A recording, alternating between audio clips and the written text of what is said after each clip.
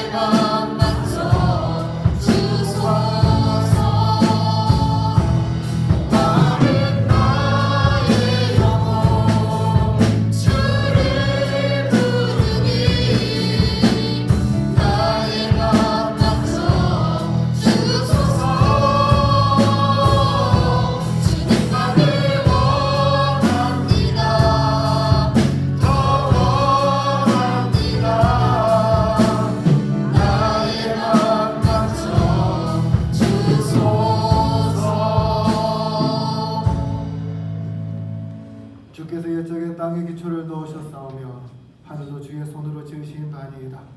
천지는 없어지려니와 주는 영존하시겠고 그것들은 다 옷같이 낡으리니 의복같이 바꾸시면 바뀌려니와 주는 한결같으시고 주의 연대는 무궁하리이다. 아멘. 고마우신 하나님 아버지 은혜를 감사합니다. 주님의 은혜로 우리 성도를 2025년도를 잘 지켜주시고 또 새해를 허락하여 주셔서 2026년도 첫 주일 예배를 주님께 올려드리게 하여 주셔서 감사합니다. 하나님 아버지 오늘 드리는 이 예배 가운데 좌정하여 주셔서 모든 영광 홀로 받아주시고 우리에게는 세상이 줄 수 없는 평안과 은혜를 부어주셔서 새해 첫 주부터 놀라운 주님의 은총 속에 거하는 그런 예배의 자리가 되게 하여 주시옵소서. 오늘 우리가 예배 변함없이 성령과 진리로 주님 앞에 나아갑니다. 성령께서 이 자리에 좌정하여 주셔서 우리를 성령으로 충만하게 하여 주시고 말씀을 통해 하나님의 놀라운 은혜를 깨닫는 시간이 되게 하여 주시옵소서. 그러나 마음은 원이로되 육신의 연약함으로 또 여러 가지 사정으로 이 자리에 참여하지 못한 성도들이 있습니다.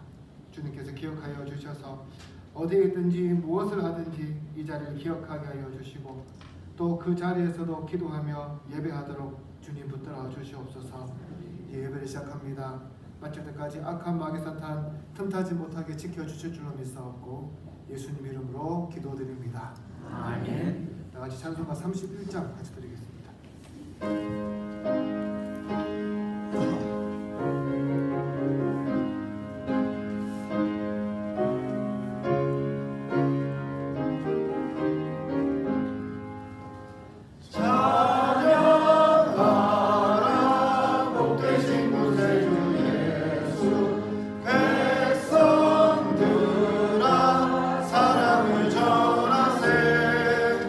경배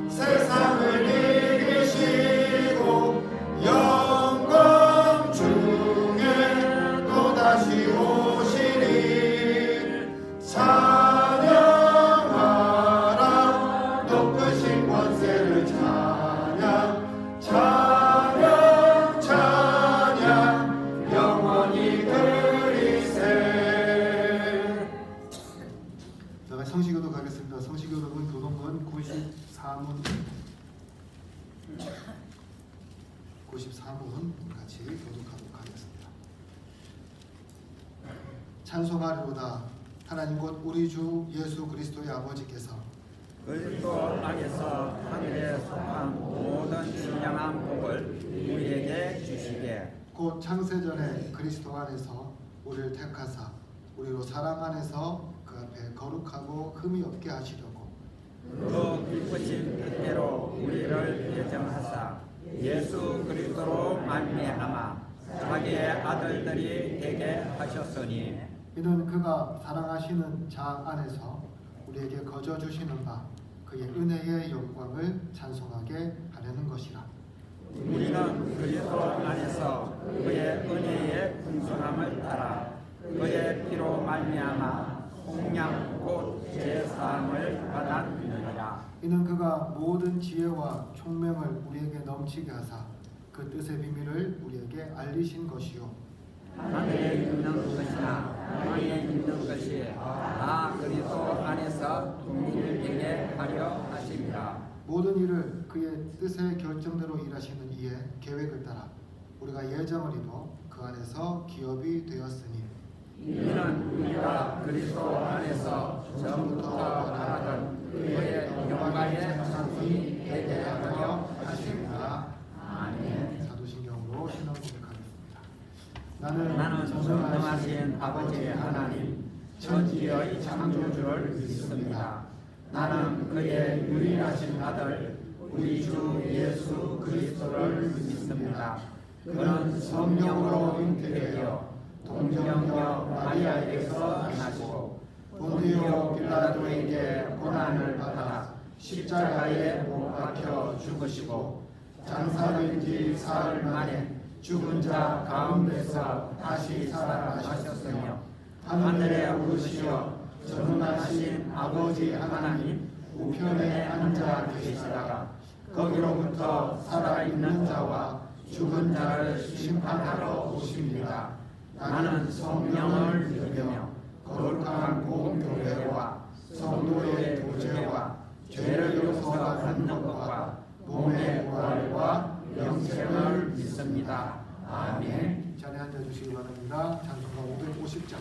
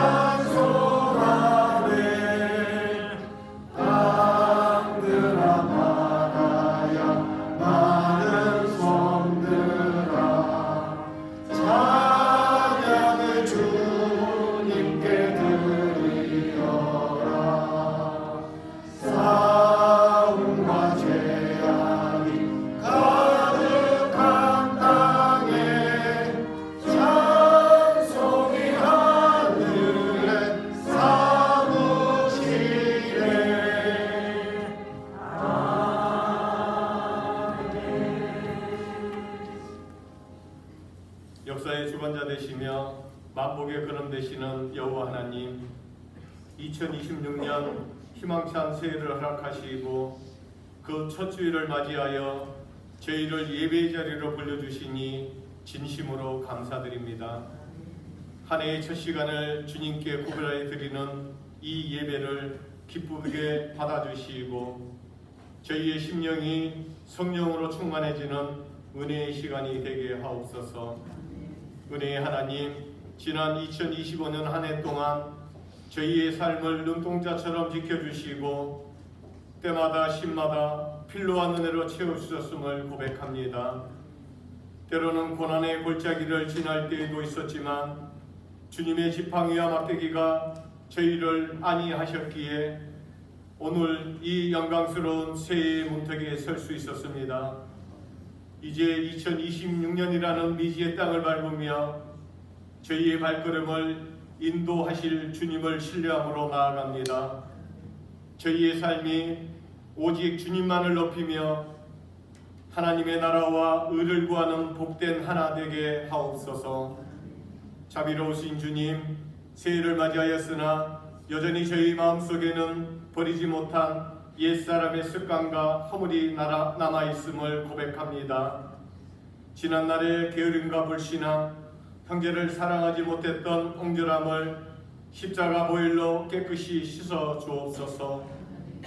누구든지 그리스도의 안에 있으면 새로운 피조물이라 하셨사오니 이전 것은 지나가고 오직 그리스도의 형상을 닮아가는 새로운 존재로 거듭나게 하옵소서. 새해에는 저희의 생각이 새로워지고 언어가 온유해지며 행실이 정직하여 세상 속에서 그리스도의 편지가 되는 삶을 살게 하옵소서.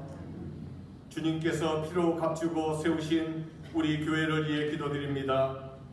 2026년 한 해 동안 우리 교회가 더욱 영적으로 깨어있게 하시고 이 땅에 상처 입은 영혼을 품는 사랑의 공동체가 되게 하옵소서.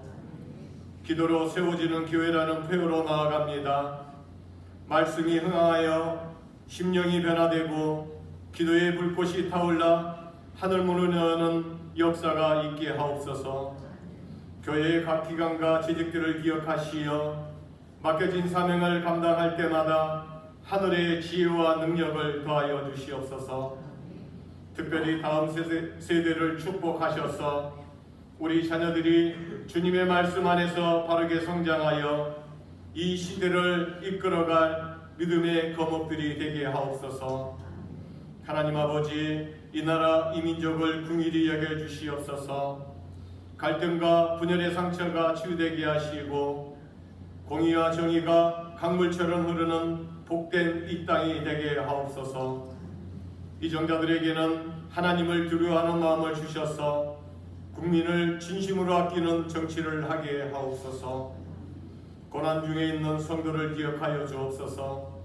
경제적인 압박으로 잠 못 이루는 이들, 질병의 고통 속에 신음하는 한우들, 감기에 깨어짐으로 마음 아파하는 지체들에게 찾아가 주셔서 임마누엘의 평안을 부어주시옵소서. 2026년이 그들에게는 회복과 도약의 해가 되게 하시고 슬픔이 변하여 기쁨이 되는 축복을 경험하게 하옵소서. 말씀을 듣습니다. 새해 첫 말씀을 듣고 단위에 서신 목사님, 영육간의 강건함과 성령의 충만함을 주시옵소서. 선포되는 말씀이 저희의 영혼 골수를 찔러 쪼개는 능력이 되게 하시고 한 해 동안 저희가 붙들고 나아갈 생명의 이정표가 되게 하옵소서. 오늘 예배를 위해 수고하는 모든 봉사자들에게 주의 손길로 축복하여 주시고 온 성도가 한마음으로 드리는 이 예배가 하나님께는 영광이요 저희에게는 큰 기쁨이 되게 하옵소서. 찬양으로 영광 올려드립니다. 2026년 서해 첫 예배 찬양으로 영광 돌리는 할렐루야 찬양대의 찬양을 함량하여 주시고 이 찬양이 하늘에 상달되며 부르는 이와 듣는 이 모두가 은혜 받는 복된 시간 되게 하옵소서. 이 모든 말씀 우리의 영원한 소망 되시는 예수님의 이름으로 기도드립니다. 아멘.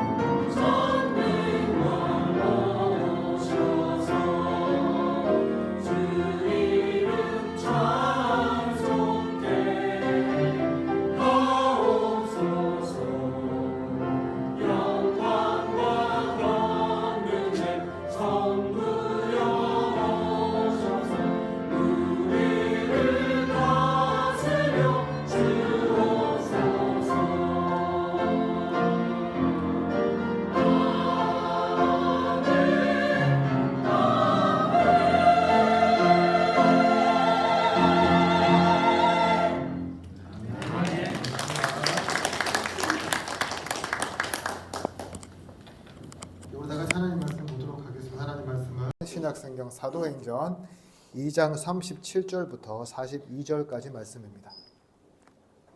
제가 가진 성경 신약성경 190쪽에 있습니다.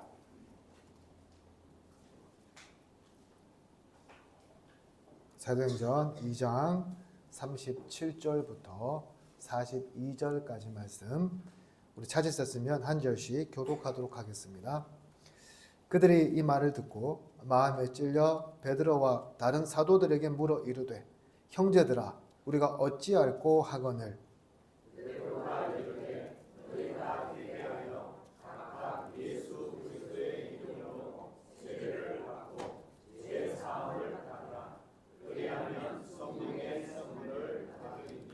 이 약속은 너희와 너희 자녀와 모든 먼데 사람 곧 주 우리 하나님이 얼마든지 부르시는 자들에게 하신 것이라 하고,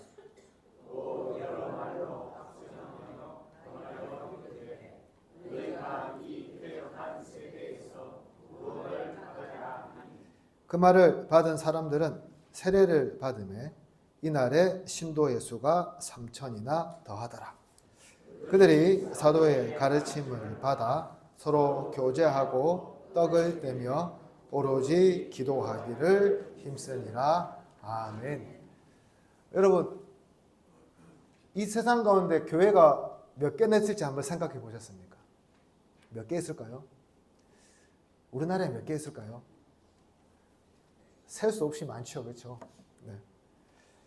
사실 알 수가 없습니다. 뭐 통계를 보면 알 수 있겠지만 중요한 것은 그냥 매우 많다는 거예요.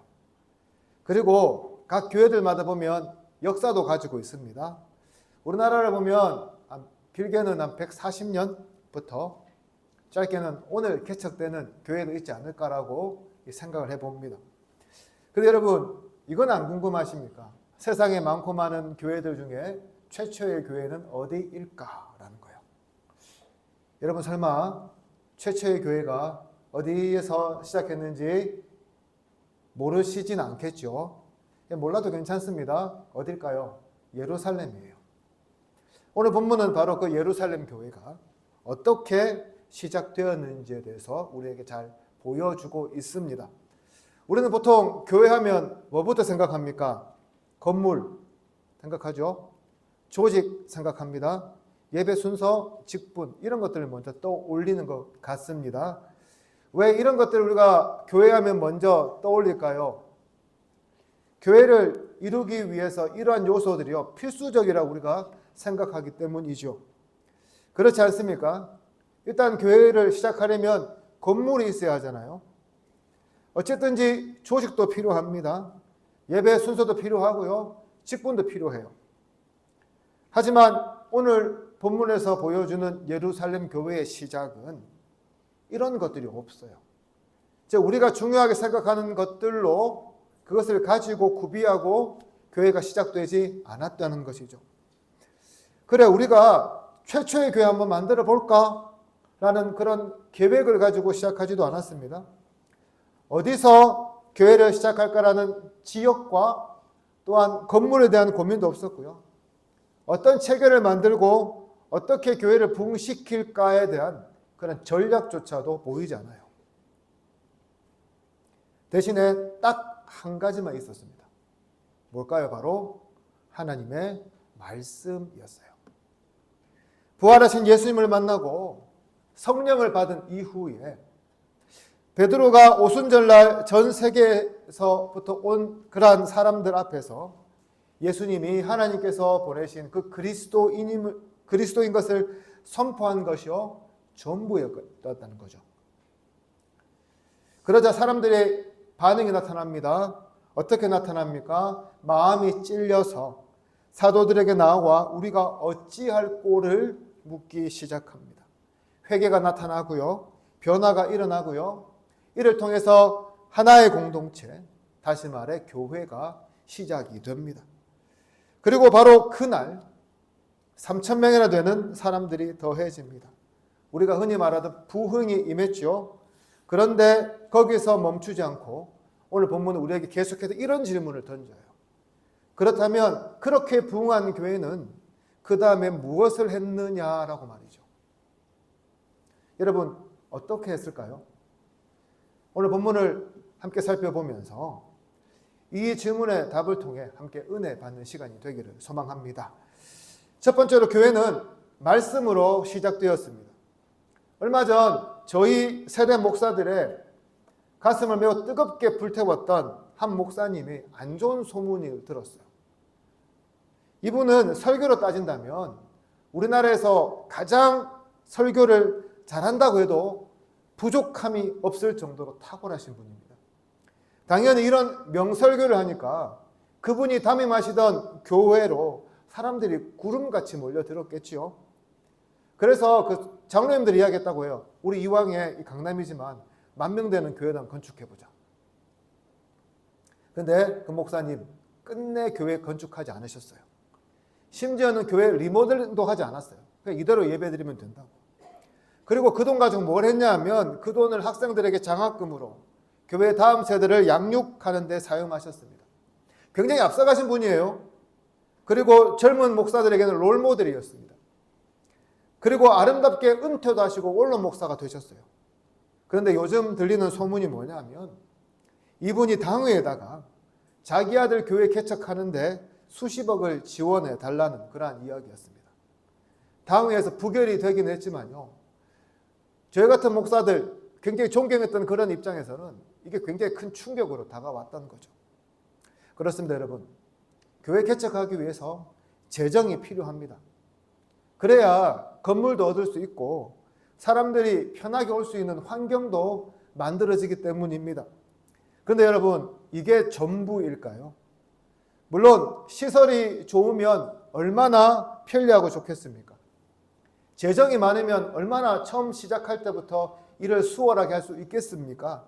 하지만 초대교회는 이런 것 전혀 고려하지 않고요. 단 한 가지, 하나님의 말씀만 선포하며 시작되었습니다. 오늘 본문 37절 보십시오. 이렇게 말씀합니다. 그들이 이 말을 듣고 마음에 찔려 베드로와 다른 사도들에게 물어 이르되 형제들아 우리가 어찌할꼬 하거늘. 여러분 무슨 말입니까? 베드로를 통해서 전해진 그 하나님의 말씀을 듣고 사람들이요 마음이 찔려서 자발적으로 나왔다는 것이죠. 여러분 베드로의 설교가 무슨 내용이었습니까? 앞에 보면 베드로의 설교가 길게 이어지거든요. 내용은 이렇습니다. 십자가에 못 박혀 죽으신 예수님이 하나님께서 보내신 바로 그 그리스도였다라는 거예요. 그런데 사람들의 반응을 보십시오. 이 설교를 듣고요. 박수 치지 않습니다. 감동받아 울지도 않습니다. 흥분하지도 않지요. 뭐합니까? 반응은 딱 하나밖에 없어요. 질문하는 거였어요. 형제들이요. 우리가 어떻게 하면 좋겠습니까? 라고 묻는 거죠. 사랑하는 성도 여러분, 우리에게 신앙이 생길 때에 가장 정직한 반응이 무엇일까요? 그냥 나 예수님 믿겠습니다 할까요? 아니에요. 복받았다는 이야기, 잘 된다는 말 듣고 행복해지는 것일까요? 그것도 아니에요. 이제 구원받아 천국에 갈 수 있다는 그 소식 때문에 안심하는 걸까요? 그것도 아니에요. 신앙이 생긴다는 말은 말씀 듣고 고개를 끄덕끄덕 하는 것도 아닙니다. 뭘까요? 말씀을 듣고요. 질문하게 되는 거예요. 여러분 우리가 살면서 귀로 듣는 말들이 얼마나 많습니까? 여러분 거리에 나가보세요. 대화해보세요. 얼마나 많은 말을 우리가 듣고 삽니까? 보통 어때요? 무관심하게 듣고 흘려보내지 않습니까? 별 관심 두지 않아요. 그런데 그런 말들 중에요. 우리의 마음을 찌르며 우리의 머리를 혼란하게 하며 우리에게 질문하게 하는 말들이 있어요. 보통 어떤 말일까요? 정말 나에게 와닿는 말들이겠죠.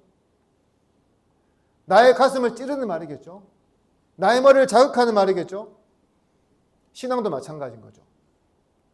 하나님의 말씀이 삶을 찌르고 하나님의 말씀이 우리의 머릿속을 혼란하게 하면 자동적으로 사람들은 내가 하나님 앞에서 어떻게 살아야 하는지를 묻게 되어 있다는 것입니다.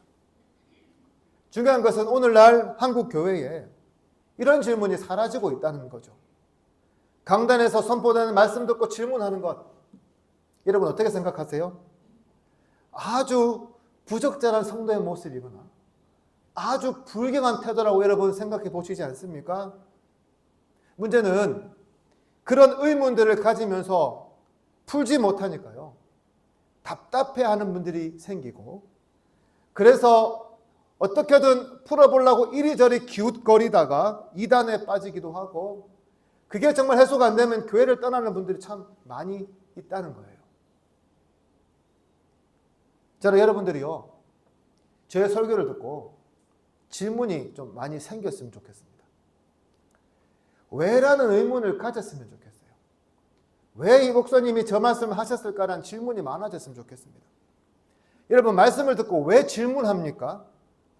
하나님 말씀을 어떻게 하면 내 삶에 잘 적용할 수 있을까라는 그런 갈급함 때문이 아닐까요?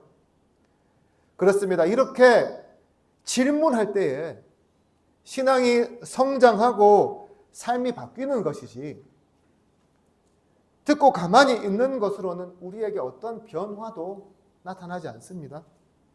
고민하지 않는데요, 질문하지 않는데 무슨 삶의 변화가 나타날 수 있겠습니까?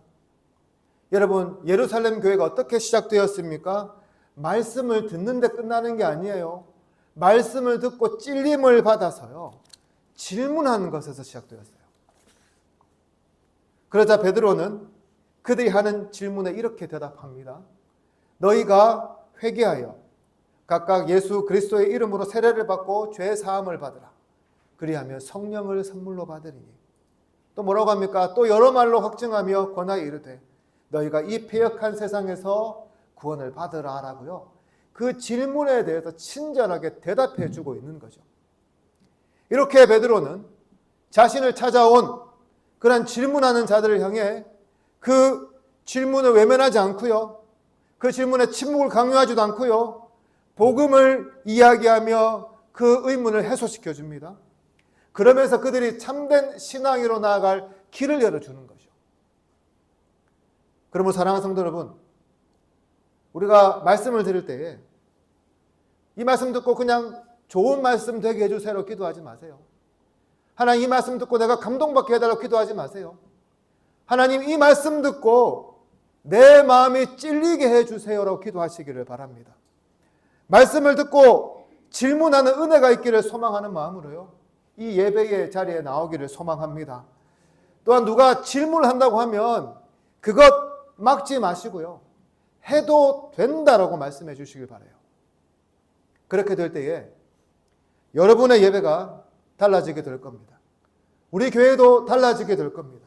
이런 변화의 은혜가 저와 여러분에게 넘치기를 주님의 이름으로 축복합니다. 두 번째로요, 말씀을 들은 교회는 부흥했습니다. 베드로의 설교를 듣고 마음이 찔린 사람들은 베드로와 사도들에게 나와 물었어요. 그리고 나서는 그 감정에 머물지 않고 묻고 회개하고 베드로의 말대로 세례를 받았습니다. 41절은 그날에 세례를 받고 신도가 된 수가 3,000명이나 되었다고 기록하고 있습니다. 여러분, 대단하지 않습니까? 설교 한 번에 3,000명이나 되는 새신자를 얻었습니다.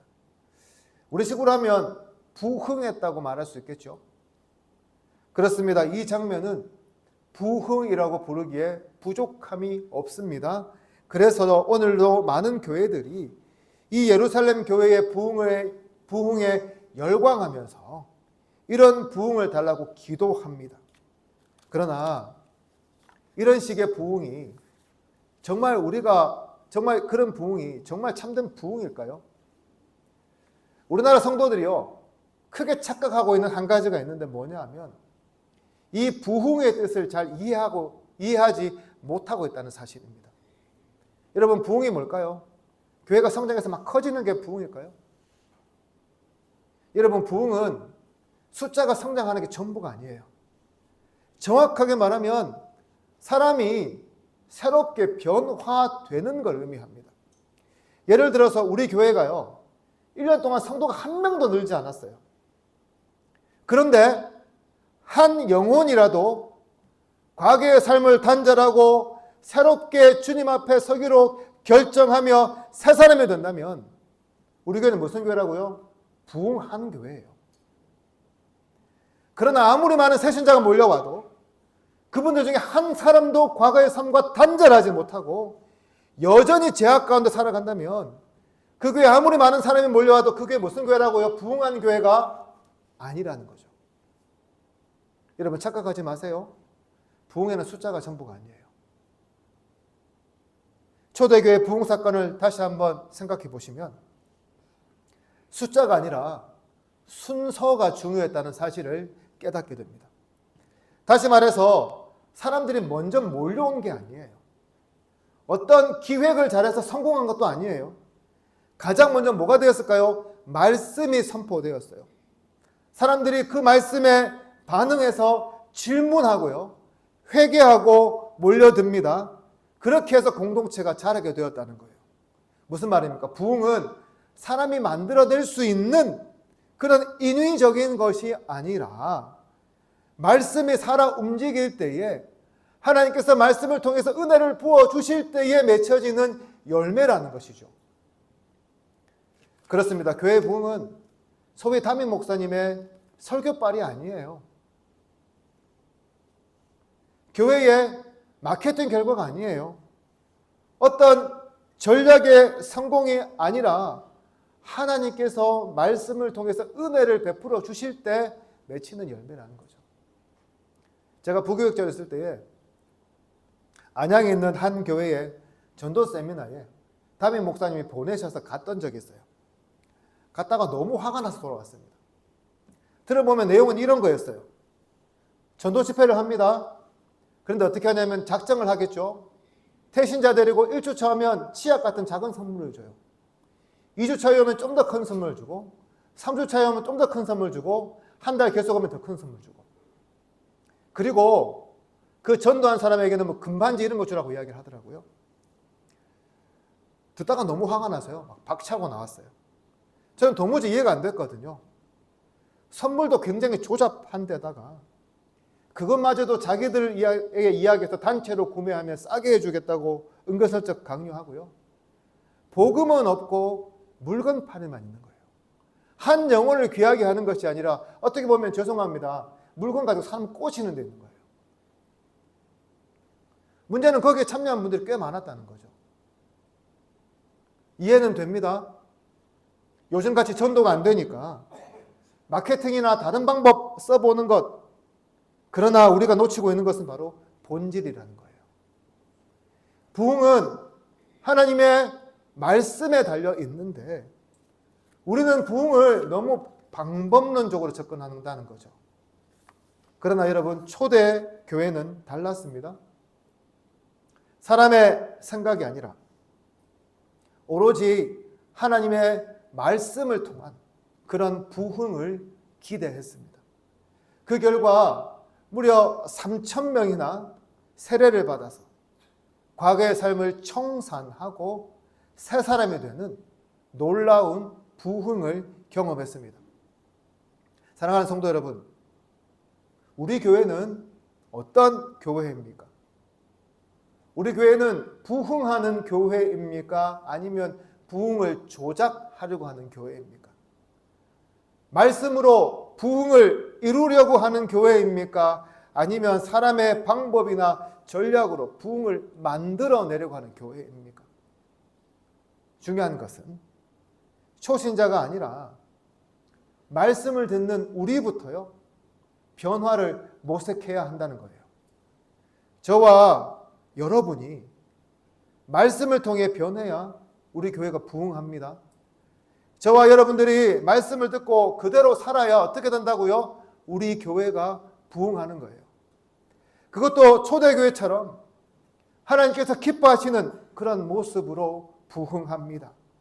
이런 부흥하는 교회를 올 한 해 우리의 삶의 변화를 통해서 만들어가는 저와 여러분 되기를 소망합니다. 마지막으로요, 부흥한 교회는 말씀으로 서로 교제하고 떡을 떼며 오로지 기도하기에 힘썼습니다. 여러분, 교회가 부흥하고 성장하면 사람들이 무엇부터 생각합니까? 더 많은 사람들을 모으기 위해서 조직을 체계화하고 더 웅장하고 감동적인 예배를 기획하고 많은 사람들을 수용할 공간을 구입하는 게 보통의 순서이겠죠. 그런데 초대교회는 이런 우리들의 일반적인 생각과는 다르게 이것들 중에요, 아무것도 하지 않았습니다. 그들이 한 것이 무엇이었습니까? 단지 모여서 서로의 삶을 나누고 애찬을 나누며 기도하기에 힘쓴 게 전부였어요. 하지만 이것이야말로 초대교회를 튼튼하게 하고 바로 세워간 비결이었습니다. 여러분, 이게 왜 중요했을까요? 초대교회는 베드로의 설교를 통해 시작하고 베드로의 설교를 통해 부흥한 교회예요. 서로의 큰 모임을 통해서 부흥한 교회입니다. 하지만 이어서 어떻게 했다고요? 소그룹으로 나누어져서 말씀을 개인에게 적용하며 이를 통해 말씀의 은혜가 성도들에게 골고루 퍼져나가겠습니다. 여러분, 밥 먹을 때 어떻겠습니까? 서로 편하게 대화하죠. 우리나라는 밥 먹을 때 말을 많이 하면 튄다고 굉장히 싫어하지만 서양에서는 어떻습니까? 밥 먹을 때 1시간씩 밥 먹잖아요. 밥을 1시간 먹을 게 있습니까? 뭐 할까요? 대화를 많이 하거든요. 그렇습니다. 특별히 서구권은 식사하면서 대화를 많이 합니다. 즉 무슨 말일까요? 성도들끼리 많은 대화를 통해서 서로를 알아가도록 했다는 거예요. 이야기를 많이 하다가 보면 어떤 일이 벌어질까요? 여러 가지 사연을 듣게 되겠죠.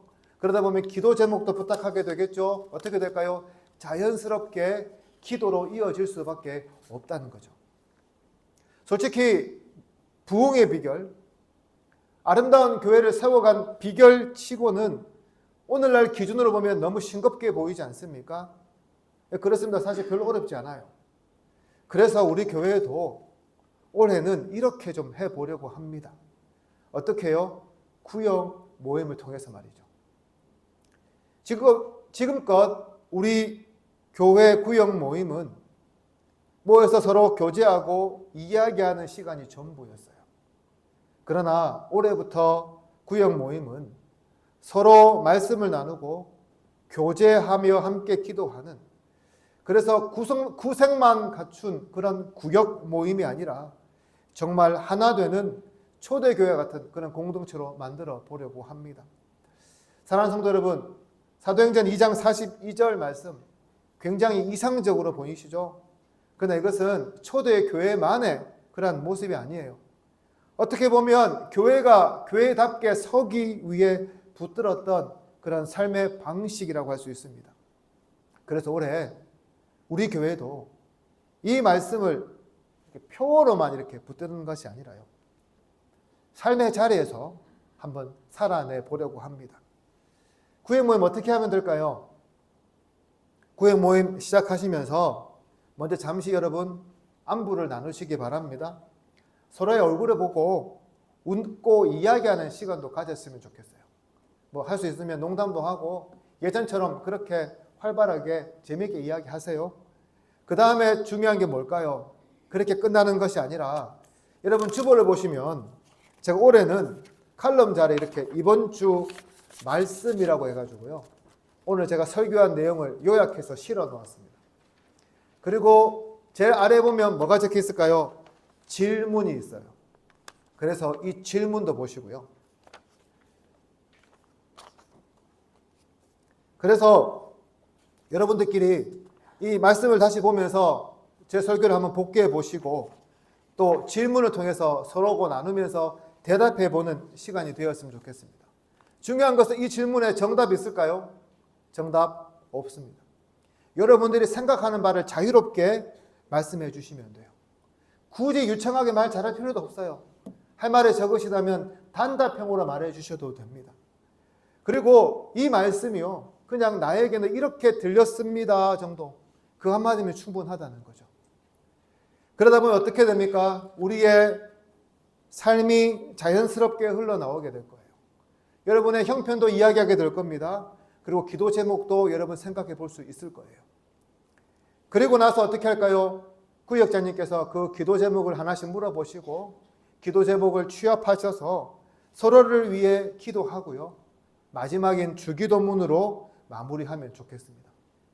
이렇게 올 한 해는 우리가요, 기도로 모임을 마치는 그런 구역이 아니라 기도를 위해 모이는 그런 구역이 되기를 소망합니다. 여러분, 별로 어렵지 않죠? 사실 이 이야기를 하는 건 여러분들에게 부담을 주기 위한 게 아닙니다. 완벽하게 무엇을 하라고 권하는 것도 아니에요. 사도행전 2장 42절에 나와 있는 이 길을요, 우리도 함께 걸어보자는 거죠. 올 한 해 이렇게 모임을 해보면서 성경에서 말한 그 초대교회의 능력을 우리도 한번 경험해 보고 싶어서 그렇게 하는 겁니다. 제가 담임 목사로서 여러분에게 정말 부탁드리는 한 가지는 구역 모임도 예배의 연장임을 여러분 기억하셨으면 좋겠습니다.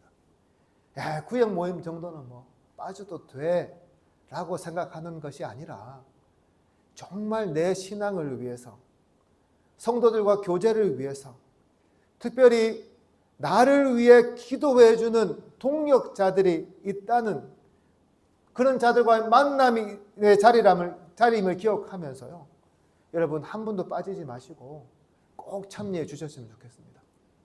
한 가지 높아심에 더 부탁드리고 싶은 말씀도 있습니다. 구역 모임을 할 때에 특별히 여러분 말씀을 좀 조심해 주시기를 바랍니다. 혹시라도 내가 이 말을 하면 누군가 상처될 수 있는 말이라면, 다른 사람을 비난하는 말이라면 그런 말들은 꼭 하고 싶더라도 여러분 참아 주십시오. 교회 내의 이야기들도 웬만하면 하지 마시고요.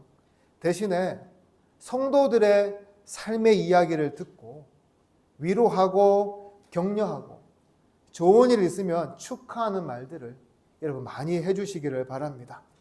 또 구역장님들은 한두 사람이 모든 말을 독점하는 것이 아니라 함께 모임하는 모든 성도들 모두 다 적어도 말 한마디는 하도록, 그리고 기도 제목은 꼭 말할 수 있도록 인도해 주시기를 바랍니다. 특별히 아주 비밀스러운 이야기라면 이 이야기가 다른 사람들에게 새어나가면 말씀하시는 당사자가 피해를 받거나 좀 다른 사람 앞에 서기가 부끄러워지는 상황이라면 여러분 소문 내지 마시고요, 침묵해 주시기 바랍니다. 저에게도 말씀하지 마시길 바라요. 왜냐하면 우리 구역은요, 정답을 말하는 곳이 아니에요. 삶을 드러내는 곳이고요, 비판받지 않는 그런 권리가 있는 곳이고요, 경청받을 특권이 있는 그런 안전한 자리가 되어야 하기 때문입니다. 이렇게 올해 우리 교회가 말씀을 나누고 서로 교제하며 함께 기도하는 구역 공동체로 세워지도록 여러분 모두 힘써 주시기를 바랍니다. 그리고 그 가운데 하나님께서 어떤 교회를 세워 가실지 우리 함께 기대하면서요, 그 걸음을 걸어갔으면 좋겠습니다. 이제 말씀을 정리합니다. 초대교회는 말씀으로 시작된 교회였습니다. 그리고 말씀으로 부흥했습니다.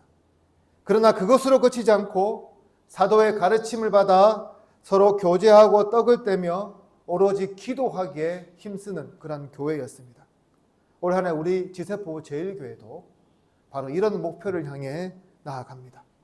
여러분 가운데 이런 기대감을 가지고 이 일에 있어서 가장 중추라고 할 수 있는 구역 모임 활성화에 힘써 주시기를 바랍니다. 2026년도 처음을 시작하는 주일입니다. 올 한 해 우리 모두 지세포 제일교회의 성도된 한 사람으로 올 한 해 구역 모임을 통해서 기도로 세워져 가는 교회를 아름답게 만들어가는 저와 여러분 되기를 주님의 이름으로 축복합니다. 기도드리겠습니다. 고마우신 하나님 아버지, 은혜를 감사합니다. 새해 첫 주일을 맞이하여 우리 교회의 비전을 나누고 어떻게 우리 교회가 나아가야 할지 나누어 보았습니다. 하나님께서 말씀으로 시작하신 우리 교회가 올 한 해는 서로 말씀을 나누고 교제하며 기도하는 공동체, 특별히 구역 공동체로 나아가고자 합니다. 그러나 사람이 마음으로 자기의 길을 계획할지라도 그 걸음을 인도하시는 분은 여호와 하나님임을 고백합니다. 하나님께서 올 한 해 우리 교회를 붙들어 주셔서 우리 지태포 제일교회가 초대교회 같은 아름다운 공동체가 되게 하여 주시옵소서. 주님께서 우리에게 이런 아름답고 복된 일을 이루어 주실 줄로 믿습니다. 감사드리며 예수님 이름으로 기도드립니다. 아멘. 다 같이 말씀을 생각하시면서 찬송가 370장 같이 드리겠습니다.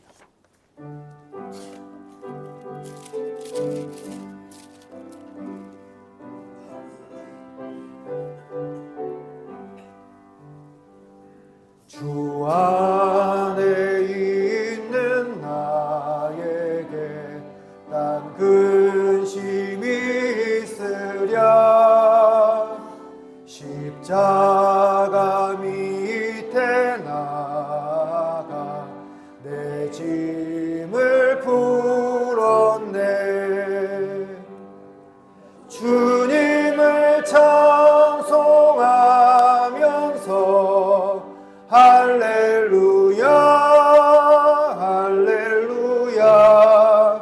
내 앞길 멀고 험해도 나 주님만 따라가리. 그 두려움이 변하여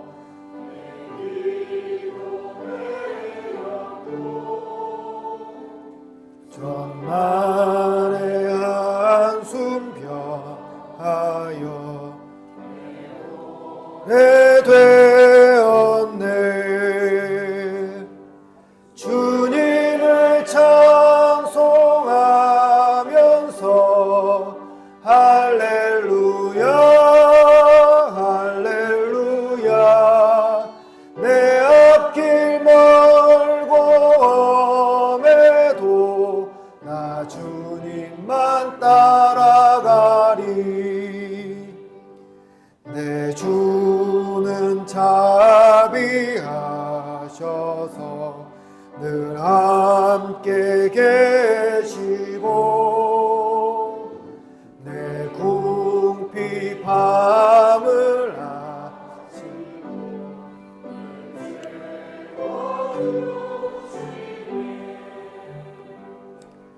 주님을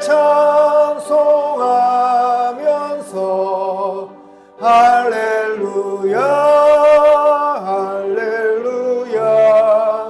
내 앞길 멀고 험해도 나 주님만 따라가리. 내 주와 맺은 언약은 영불변하시니 그 나라 가기까지는 늘 보호하시네. 주님을 찬송하면서 할렐루야 할렐루야.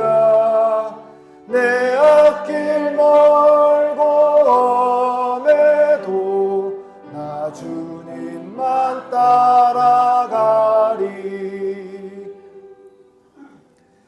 우리의 전부 되신 하나님 아버지 은혜를 감사합니다. 오늘도 우리를 변함없이 사랑하여 주셔서 새 첫 주일 예배의 자리로 불러주시고 우리가 가진 것들 중에 구별하여 예물로 드리게 하여 주셔서 감사합니다. 하나님께서 이 예물을 기뻐 받아주시고 하늘 문을 여시사 드린 손길 위에 채우고도 남는 복을 더하여 주시옵소서. 특별히 새해를 주신 주님께 감사하며 감사의 예물을 드립니다. 주님께서 올해 소망하는 모든 기도 제목을 들어주시고 응답하여 주셔서 올해도 주님 안에 복된 한 해를 맞이하게 하여 주시옵소서. 11조와 각종 목적의 헌금도 드립니다. 이 예물들이 주님의 나라를 위해 목적에 맞게 잘 쓰이게 하여 주시고 하나님 나라의 확장을 위해 귀하게 쓰임받게 하여 주시옵소서. 이번 한 주도 살아갈 때에 하나님께서 우리 성도들의 삶을 붙들어 주시고 강건케 하여 주시며 형통하게 하여 주시고 풍성하게 인도하여 주시옵소서. 감사드리며 예수님 이름으로 기도드립니다. 아멘. 광고 말씀 드리겠습니다. 올해 우리 교회 표어는 옆에 있습니다. 그렇죠? 몸에 같이 읽어볼까요? 시작. 기도로 세워지는 교회입니다. 기도로 세워지는 지서포 제일교회 오신 여러분들을 주님의 이름으로 환영합니다. 오늘은 신년주일입니다. 하나님께서 우리에게 2026년을 새로운 선물로 주셨습니다. 새해에도 주님의 크신 은혜와 사랑이 여러분 가정과 하시는 일 가운데 충만하기를 소망합니다. 각종 헌금 봉투가 준비되어 있습니다. 정성껏 헌신해 주시길 바라고요. 또 올해 청지기는 나누어 주신 그 별지의 유인물에 있으니까 여러분 참조해 주시기를 바랍니다. 그리고 이 시간 우리가요, 죄송합니다.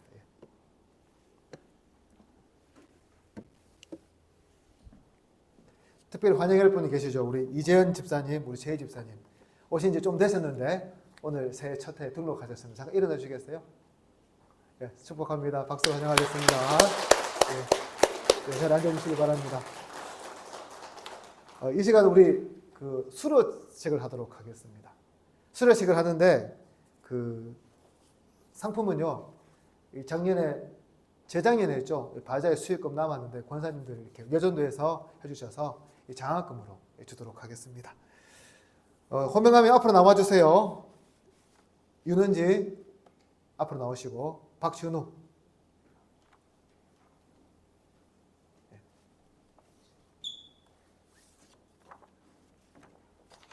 네, 나오시고. 준우 나오세요. 앞에 서고.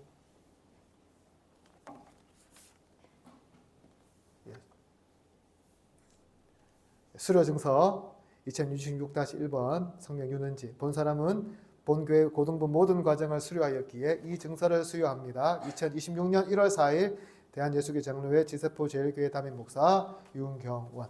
네.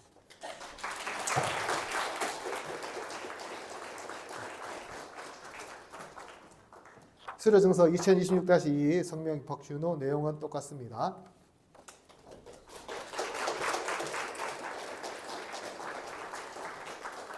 네, 그리고 은지는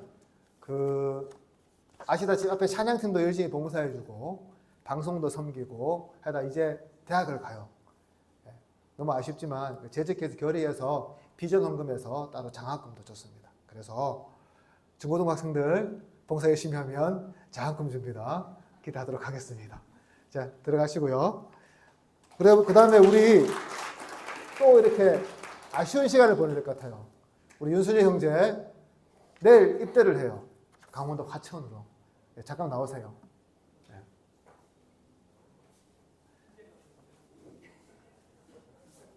네. 장로님 경례금 드리도록 하겠습니다. 군대 잘 갔다 오시라고 박수하도록 하겠습니다. 네, 들어가시고 우리 같이 기도하도록 하겠습니다. 하나님 아버지 감사합니다. 주님께서 우리 주일학교 아이들 사랑해 주셔서 과정을 잘 마치고 졸업하게 하여 주셔서 감사합니다. 주님께서 이 아이들을 기억하여 주셔서 하나님 품에 늘 안아주시고 예수님처럼 사무엘처럼 하나님과 사람들 앞에서 더욱 사랑스러워가게 하여 주시옵소서. 특별히 학업 중에 있습니다. 공부 잘하게 하여 주시고 작은 장학금이지만 이 자녀들 공부하는 데 귀하게 잘 사용되게 하여 주시옵소서. 우리 윤순혁 형제 이제 국방의 의무를 지기 위해 내일 입대합니다. 주님께서 군생활하는 가운데 은혜 더하여 주시옵소서. 특별히 강원도 화천 가장 추운 곳으로 입대합니다. 건강 지켜주시고 좋은 선임과 동료들 만나게 해주시고 그곳에서도 신앙생활 잘하게 하여 주시며 가족과도 연락 잘할 수 있도록 주님 붙들어 주시옵소서. 그래서 전역했을 때에는 더욱 신앙이 성숙하고 부모님과 가족들과 교회 성도들 앞에서 더욱 의젓하고 멋진 모습으로 돌아오게 하여 주시옵소서. 군생활 내내 주님께서 지켜주실 줄 믿습니다. 감사드리며 예수님 이름으로 기도드립니다. 아멘. 우리 시간 다 같이 일어나셔서 찬송가 54장 같이 드리겠습니다.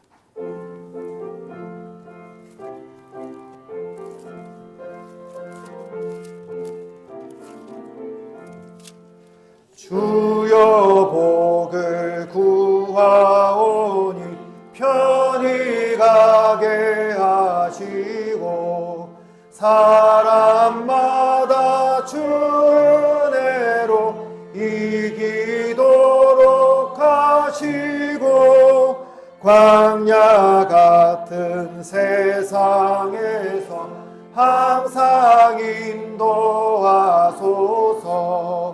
주의 복된 말씀 듣고 무한 감사합니다. 구원받은 주의 성도 열매 맺게 하시며 하나님이 우리 함께 항상 계시옵소서. 아멘. 주 예수 그리스도의 은혜와 하나님의 사랑과 성령의 교통하심이 너희 무리와 영원토록 함께 있을지어다. 아멘.